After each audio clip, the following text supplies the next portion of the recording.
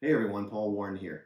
Today we're going to look at 5 blues phrases and or licks, whatever you want to call them. Some of them are longer than others, to help freshen up your playing and get you out of a rut in your pentatonic blues. These phrases are varying degrees of difficulty, so you may not have seen or used some of these before, so make sure you watch all 5. With all of these examples, I'm going to include tablature, but I'm not going to put any standard notation on it because you can play these with your own sense of timing and change it up to your liking.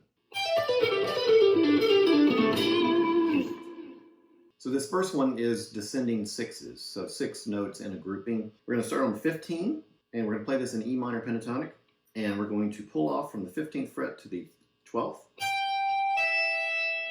go to the 15th fret of the 2nd string and do the same thing, and then to the 14th fret of the 3rd string and do the same thing. So that's our first 6. Then you simply go back up and you start on the 15th of the 2nd string and do the same thing on the next group of 3 strings. 15, 12, 14, 12, 14, 12. And then we start on the 3rd string, we do 14, 12, 14, 12, 14, 12, and then I end on the E, on here on the 14th fret of the D string.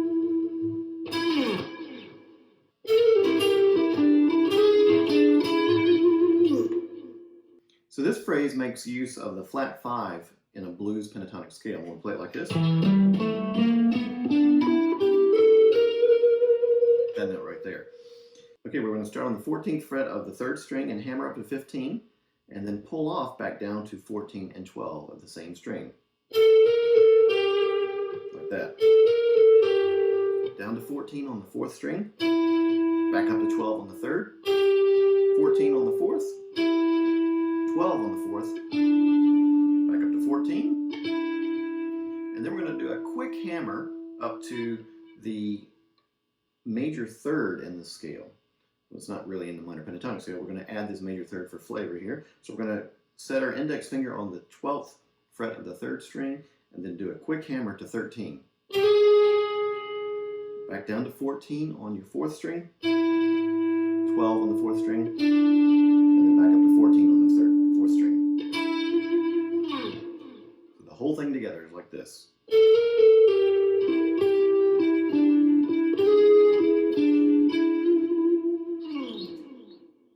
So you can hear the heavy swing I put in there.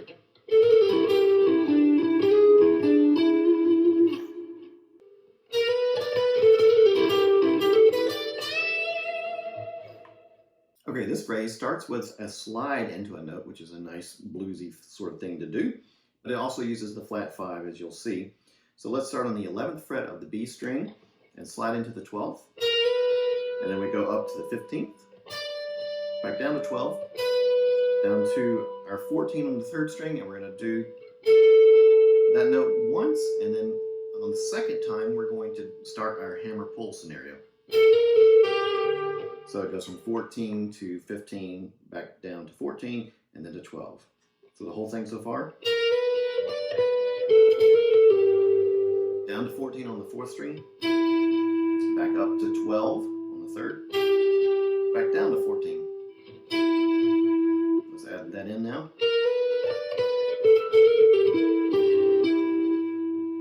Then back up to 12 on the 3rd string, 14, 12 on the 2nd, and 15, and then we hit it one more time for the bend. Okay, here's the whole thing.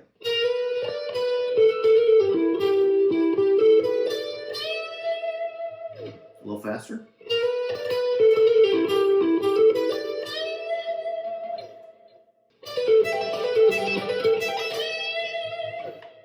All right, here's probably the shortest one we'll do today. And it's going to begin on the 2nd string, 15th fret. We pull off to the 12th, down to 14 on the 3rd string. We're going to make a string skip up to the 1st string and play the 12th, hammer 15, and pull it away to the 12th. And that's pretty much it.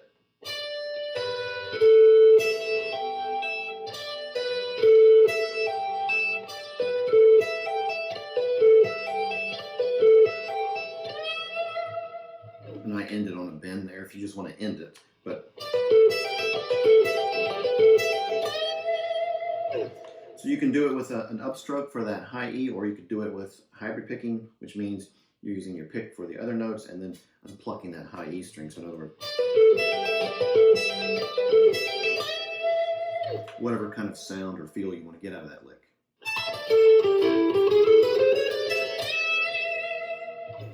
Okay, this next one I really like because it starts with a nice intervallic leap, and then we add some chromaticism for some extra tangy flavor. It begins on the 17th fret of the E string, pull off to the 12th, down to the 15th fret of the 2nd string, and 14th fret of the 3rd string. Now I will sweep this like this. So I begin with a downstroke, and then I do a couple of upstrokes. And then we proceed to the 12th fret of the G string, and then down to the 14th fret of the 4th string. So far we have this. And then we're going to begin our chromatic ride.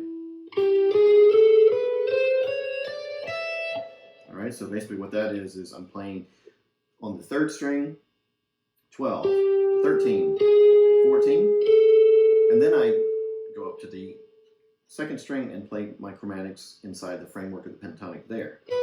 12, 13, 14, 15, and then up to the E string, 12, and end on my full step bend of the 15th fret of the 2nd string.